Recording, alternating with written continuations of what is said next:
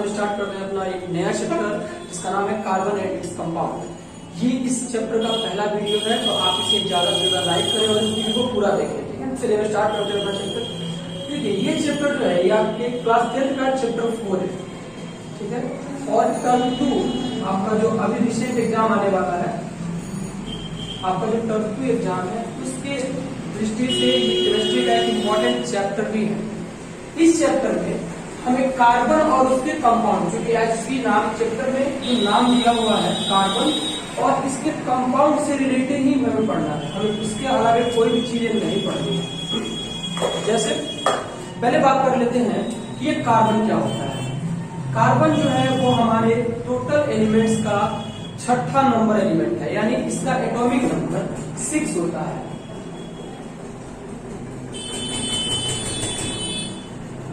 और इसे C से डिनोट किया जाता है, इसे C6 ऐसे लिखते हैं एटॉमिक नंबर। और इसका एटॉमिक मास अगर हम बात करें, एटॉमिक मास के बारे में अगर हम बात करते हैं तो इसका एटॉमिक मास नंबर होता है 12 और 12 U लिखते हैं। U denote atomic mass unit.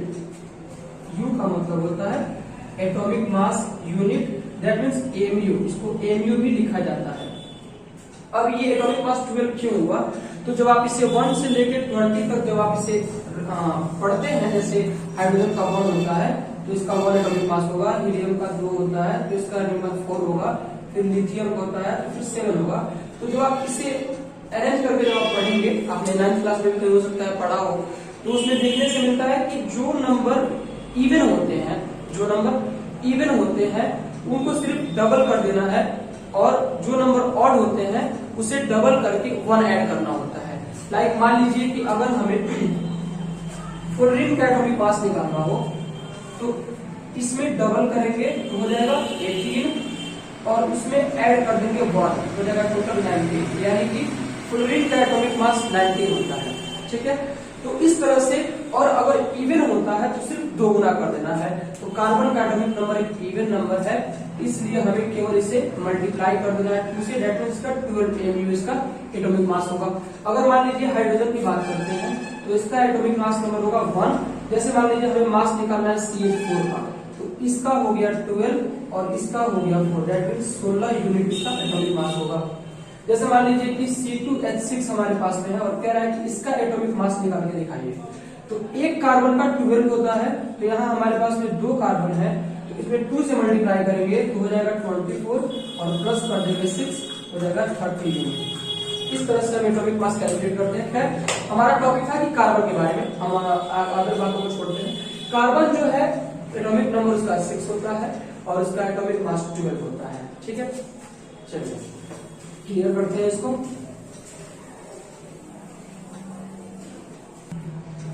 जब आप हम देखिएगा कि एटॉमिक जो कार्बन जो है ये, अगर हम इसके बात करें एक्जिस्टेंसी की, तो एटमॉस्फेयर में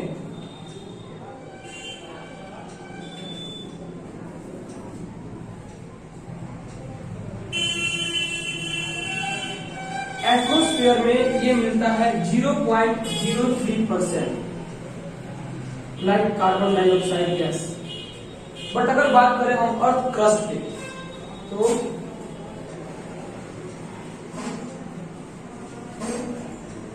ये मिलता है 0.02%, जिसमें आपको कार्बोनेट देखने को मिलता है मिनरल्स के रूप में, या फिर हाइड्रोजन कार्बोनेट देखने को मिलता है जिसको CO3 लिखते हैं और इसको HCl लिखते हैं।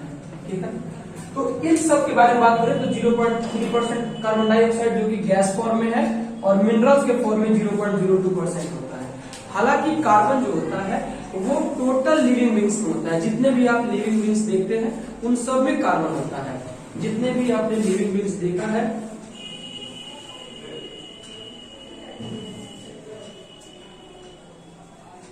उन सब में कार्बन होता है। जैसे एग्जाम्पल, यहाँ तक कि आपने पेड़ देखा होगा, प्लांट, जब हम प्लांट जलाते हैं तो उसमें भी काला रंग का धुआं निकलता है, फॉग निकलता है, हम उसको बोलेंगे कि स्मोक निकलता है। तो उस ब्लैक स्मोक का कारण है कि उसमें कार्बन है, यानी जब भी कार्बन जलेगा तो वहां से या तो कार्बन डाइऑक्साइड गैस निकलेगी या फिर कार्बन मोनोऑक्साइड गैस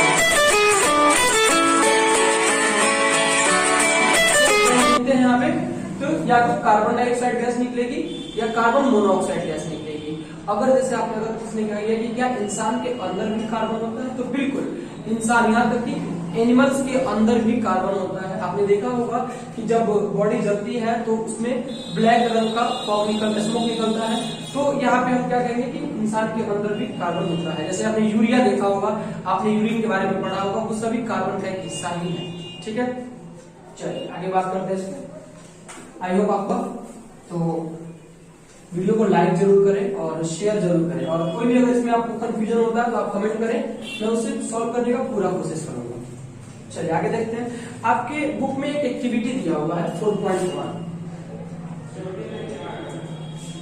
एक्टिविटी 4.1 दिया हुआ है। ये एक्टिविटी कहता है कि आप अपने क्लास के सारे बच्चों को जमा करें और उनसे अलग अलग मटेरियल्स को कलेक्ट करने के लिए कहें, और जब ये सारे मटेरियल्स आप कलेक्ट कर लेते हैं तो उन्हें पता करें कि किसमें कार्बन है और किसमें कार्बन नहीं है। जब आप अपने आसपास एटमॉस्फेयर में, अपने आसपास की चीजों में देखते हैं तो अधिकांश चीजों में कार्बन होता ही है, लेकिन क्या ऐसा कुछ होता है जिसमें कार्बन नहीं हो? बिल्कुल होता है। जैसे H2O, इसमें कार्बन नहीं होता है, आप इसको जलाएंगे ब्लैक रंग का स्मोक नहीं निकलेगा। जैसे आपने देखा होगा आपने सिर्फ O2 गैस को जलाना है तो इसमें भी कार्बन नहीं है, सिर्फ हाइड्रोजन गैस को जलाइए इसमें भी कार्बन नहीं है, यानी कि ये आपके आसपास की वो चीजें हैं जिसमें कार्बन नहीं है। तो हम इसको अगर आप इसको जलाएंगे भी तो इसमें ब्लैक रंग का स्मोक आपको नहीं दिखेगा। बेसिकली ब्लैक रंग के स्मोक के बारे में बात नहीं करते हैं, वहां पे बात होती है कार्बन डाइऑक्साइड और कार्बन मोनोऑक्साइड। और ऑब्जर्वेशन के बेसिस पे बात करें तो सिर्फ हम ब्लैक रंग के स्मोक के बारे में देख करके बता देते हैं कि हाँ इसमें कार्बन हो सकता है या नहीं हो सकता है। ठीक है, चलिए आगे बात करते हैं। तो एक्टिविटी में यही करना था आपको कि बस आपको कुछ मटेरियल्स जमा करने हैं और उसमें देखना है कि किसमें कार्बन है और किसमें कार्बन नहीं है। ठीक है, अब देखिए कार्बन जो है, अब इसके बाद ये तो हमने इसके बारे में जान लिया कि ये कहाँ होता है, उसके अलावा हमने इस एलिमेंट के बारे में जान लिया कि इसका एटॉमिक नंबर क्या होता है, एटॉमिक मास क्या होता है। अब हम ये समझेंगे कि ये बॉन्डिंग कैसे करता है, यानी जब ये रिएक्शन करता है तो कैसे इलेक्ट्रॉन आपस में कनेक्ट करते हैं। जैसे मान लीजिए कार्बन जो है ये कोवेलेंट बॉन्ड बनाता है। अगर आपने टर्म 1 में पढ़ा होगा कि मेटल नॉन मेटल में, तो वहां पे एक आया होगा आपको आयनिक बॉन्ड या इलेक्ट्रोवैलेंट बॉन्ड आया होगा। तो आयनिक बॉन्ड तब बनता है, जैसे मान लीजिए सोडियम है 11 और क्लोरीन है 17, तो इसका इलेक्ट्रॉनिक कॉन्फ़िगरेशन ऐसा होगा और इसका इलेक्ट्रॉनिक कॉन्फ़िगरेशन ऐसा होगा। तो हम इसको ऐसे अरेंज करते थे और ये वाला जो है यहाँ पे यूज कर दिया, जिसकी वजह से ये NaCl बन गया। तो ये बाय द लूज और गेन इलेक्ट्रॉन, यानी इसमें जो बॉन्ड बन रहा है, इसमें जो कंपाउंड बना है हमारा NaCl, इसमें by the losing of the electron और by the gaining of the electron, इसलिए इसको बोलेंगे इलेक्ट्रोवैलेंट बॉन्ड या आयोनिक बॉन्ड। इसको कहते हैं हम लोग आयोनिक बॉन्ड। तो ये मेटल और नॉन मेटल के बीच में होता है, बट कार्बन जो होता है ये कार्बन बनाता है covalent by the sharing of electron.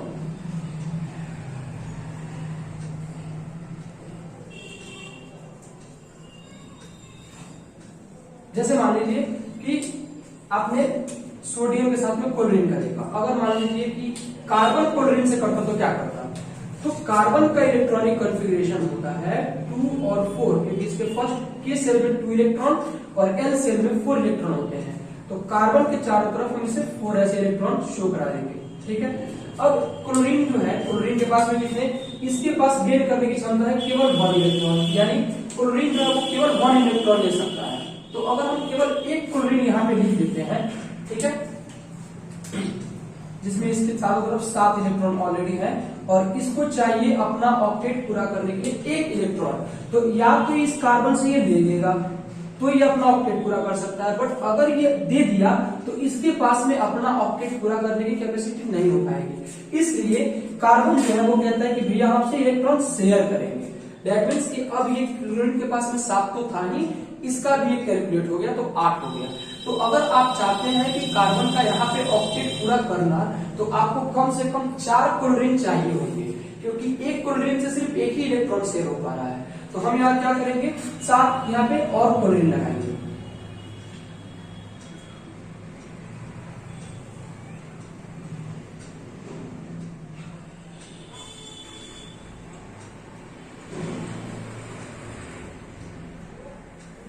और इस तरह का जो बॉन्डिंग बनेगा, यानी हमारा जो फाइनल स्ट्रक्चर होगा वो इस तरह का दिखेगा। ये जो स्ट्रक्चर आपको दिख रहा है इसको कहते हैं CCl4। इसको कहते हैं CCl4। इसका मतलब होता है कार्बन टेट्राक्लोराइड।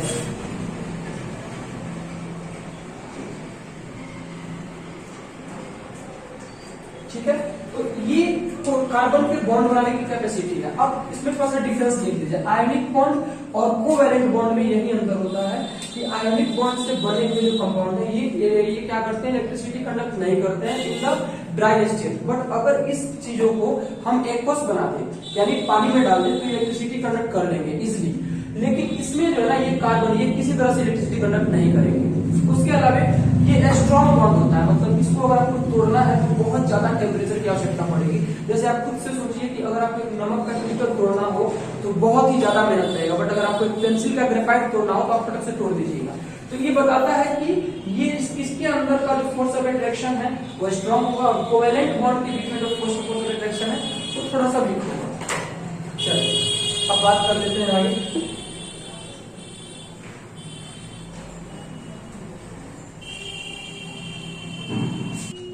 चलिए, तो हम देखते हैं यहाँ पे कुछ आपके बुक में कंपाउंड्स दिए हुए हैं। जैसे एक दिया हुआ है एसिटिक एसिड,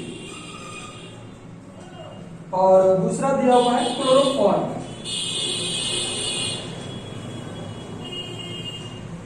और तीसरा दिया हुआ है इथेनॉल, और चौथा दिया हुआ है मीथेन। ठीक है, देखिए ये चारों जो है कार्बन कंपाउंड है, और इसके बारे में हम लोग आगे की वीडियोस में पढ़ेंगे। इसका क्या फॉर्मूला वगैरह है वो हम लोग बाद में देखेंगे, कोई दिक्कत नहीं है। और कैसे बनता है इसका फॉर्मूला हम लोग इसके बारे में पढ़ेंगे। फिलहाल फॉर्मूला लिख देते हैं, आपको बुक में दिया हुआ है। तो इसका होता है CH3COOH, और क्लोरोफॉर्म का होता है CHCl3। ठीक है, CHCl3, और इथेनॉल का होता है C2H5OH, और मीथेन का तो आपको पता ही है। इसको मार्स गैस भी बोलते हैं। ठीक है, याद रखेंगे आप लोग, इसको मार्स गैस भी बोलते हैं। ये मीथेन, इसको मार्स गैस इसलिए कहते हैं क्योंकि ये कीचड़ वाले जगहों में पाया जाता है। आपने देखा होगा कीचड़ का स्मेल जो होता है वो थोड़ा सा डिफरेंट होता है, तो इसी गैस की वजह से होता है। अगर ये गैस निकल जाए तो कीचड़ का कोई स्मेल नहीं होता। तो इसमें दिया हुआ है, इसका मेल्टिंग पॉइंट दिया हुआ है। इसमें इस टेबल में आप देखेंगे तो मेल्टिंग पॉइंट दिया है इसका 290 केल्विन, 290 के दिया हुआ है। इसका 209 के दिया हुआ है, और 156 के है, और 90 के है।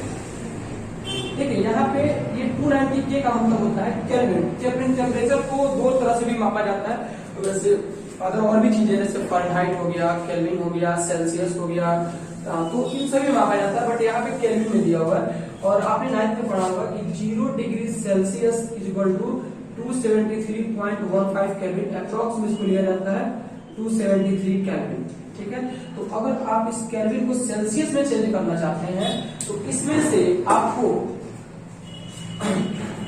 273 केल्विन माइनस करना पड़ेगा। तो चलिए हम लोग 290 में से 273 माइनस जब कर देते हैं तो हमारे पास में आता है 7 हो गया, और ये 70, यानी कि हमारे पास में 17 डिग्री सेल्सियस। आप देखिए गौर से कि ये इतना वीक है कि ये 17 डिग्री सेल्सियस टेम्परेचर पे भी टूट सकता है।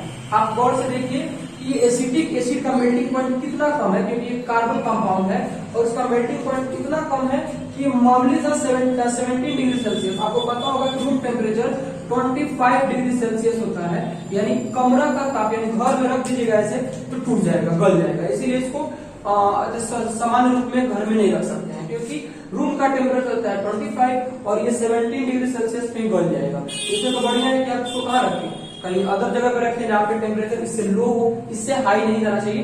यानी आपको कोशिश करना होगा इसको रेफ्रिजरेटर वगैरह टाइप की जगह पे रखने के लिए, या फिर थोड़ा सा लो टेम्परेचर वाली जगह पे रखना पड़ेगा, वरना फिर थोड़ा सा भी टेम्परेचर हाई होगा तो टूट जाएगा। जैसे इसको देखिए, इसमें देखिएगा तो ये माइनस पे चला जाएगा, तो ये टेम्परेचर डिक्रीज हो रहा है, ठीक है। तो इसीलिए आपको ये इन चीजों का ध्यान रखना पड़ेगा। यहाँ देखिए जैसे 90 केल्विन है, तो 90 में से जब 273 आप माइनस करेंगे तो आपको पता है कि जो भी वैल्यू आएगा वो माइनस में होगा, यानी कि टेम्परेचर पूरी तरह से माइनस में है। यानी आपको यहाँ तो कम से कम है कि 17 डिग्री सेल्सियस है, यानी आपको रेफ्रिजरेटर में बर्फ वगैरह जमाने की जरूरत नहीं है, बस थोड़ा सा टेम्परेचर लो रखना है। लेकिन इसमें आपको बर्फ जमाने वाले यानी कि माइनस में चल लेके चलना पड़ेगा, तब जाके ये गैस रुकेगा, वरना तुरंत टूट जाएगा, ये गैस सिस्टम रहेगा। चलिए आगे बढ़ते हैं, आपके बुक में दिया हुआ था। चलिए ठीक है, फिर इसमें देखते हैं हम लोग एक छोटा सा पॉइंट, 2 पॉइंट आपको दिया हुआ है। इसमें पॉइंट नंबर 1 दिया हुआ है, ठीक है। पॉइंट नंबर 1 करके दिया हुआ है कि कार्बन जो है अपने चारों इलेक्ट्रॉन लूज करके C+4 क्यों नहीं बनाता है। जैसे मान लीजिए कि आपने सोडियम लिया और इसमें 11 इलेक्ट्रॉन्स हैं, तो 2 इलेक्ट्रॉन, फिर 8 इलेक्ट्रॉन, फिर 1 इलेक्ट्रॉन, तो आप क्या करेंगे कि वही 1 इलेक्ट्रॉन लूज कर देगा, तो ये Na+ बना देगा, राइट। तो यहाँ पे कार्बन कभी भी, जैसे कार्बन के 2 और 4 होता है, तो ये 4 लूज क्यों नहीं करता है, या ये +4 बन जाए, या ये 4 गेन क्यों नहीं करता है कि इसकी -4 बन जाए। मतलब कि वो दोनों ही पॉइंट देते हैं, एक तो कि +4 क्यों नहीं बनता है और दूसरा कि -4 क्यों नहीं बनता है, ठीक है। तो आइए हम देखते हैं इसमें क्या कह रहा है। देखिए +4 बनाने के पीछे ये रीजन है कि जैसे आप 6 कर दिए और 2 और 4 दैट मीन्स कि ये कार्बन का ये न्यूक्लियस हो गया और उसके बाहरी यानी कि के सेल में 2 इलेक्ट्रॉन हो गया। फिर उसके बाद सेकंड ऑर्बिट पूरा किया हमने, एल सेल बोलेंगे इसको, और उसमें 4 इलेक्ट्रॉन, ठीक है। आपको पता होगा कि कार्बन के इलेक्ट्रॉन की संख्या 6 होती है और प्रोटॉन की संख्या भी 6 होती है। तो अगर ये अपना इलेक्ट्रॉन लूज किया, ठीक, तो इलेक्ट्रॉन लूज करने के कारण इसमें चूंकि प्रोटॉन 6 है, तो बाकी जो इलेक्ट्रॉन बचेंगे उनके ऊपर प्रोटॉन का फोर्स ऑफ अट्रैक्शन बहुत ज्यादा हो जाएगा, जिसके कारण ये जो है ये बहुत ज्यादा डिक्रीज कर जाएगा और ये अच्छे से रिएक्शन कर ही नहीं पाएगा, जिसके कारण है कि ये अपना ऑब्जेक्ट पूरा करने के बजाय ये खत्म ही हो जाएगा, क्योंकि इसके फोर्स ऑफ अट्रैक्शन यहाँ पे इंक्रीज हो जाएगा, क्योंकि 6 लोग मिलके इस 2 इलेक्ट्रॉन को खींचेंगे, इसलिए ये यूज नहीं करता है। अब बात करते हैं गेन इलेक्ट्रॉन का, कि अगर ये 4 इलेक्ट्रॉन गेन कर लिया तो इसके अंदर 8 इलेक्ट्रॉन हो जाएंगे,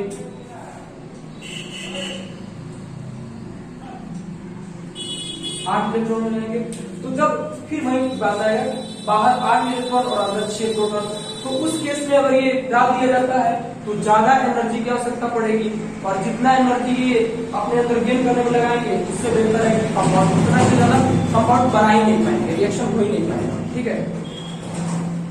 तो यहाँ पे हमने देख लिया कि क्यों वो प्लस और -4 क्यों नहीं हो पाता है, क्योंकि इलेक्ट्रॉन लूज करने के लिए उसको हाईली एनर्जी की आवश्यकता पड़ेगी, और जब ये इलेक्ट्रॉन अंदर जाएंगे तो फिर वो अनबैलेंस हो जाएगा, क्योंकि प्रोटॉन का नंबर ऑफ प्रोटॉन सिर्फ 6 है। तो आज के लिए बस इतना ही करते हैं, और बने रहिए वीडियो में, आगे पार्ट बाय पार्ट इसको मैं अपलोड करता रहूंगा, तो आप उसको देखते रहें, लाइक करें और शेयर करें। Thank you very much.